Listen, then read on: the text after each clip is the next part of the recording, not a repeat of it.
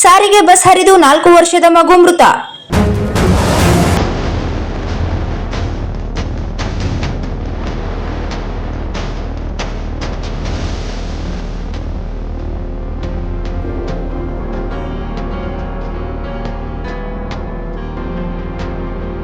ಸಾರಿಗೆ ಬಸ್ ಹರಿದು 4 ವರ್ಷದ ಮಗು ಮೃತಪಟ್ಟ ಘಟನೆ ದೇವದುರ್ಗ ತಾಲೂಕಿನ ಗಬ್ಬೂರು ಗ್ರಾಮದಲ್ಲಿ ಗುರುವಾರ ನಡೆದಿದೆ.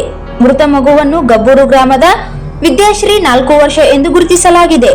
ಗಬ್ಬೂರಿನಿಂದ ಮದರ್ಕಲ್ಗೆ ತೆರಳುತ್ತಿದ್ದ ಸಾರಿಗೆ ಬಸ್ಸಿನ ಚಕ್ರದಡಿಗೆ ಸಿಲುಕಿ ಮಗು ಮೃತಪಟ್ಟಿದೆ ಎಂದು ತಿಳಿದು ಬಂದಿದೆ. ಈ ಕುರಿತು ಗಬ್ಬೂರು ಠಾಣೆಯಲ್ಲಿ ಪ್ರಕರಣ ದಾಖಲಾಗಿದೆ.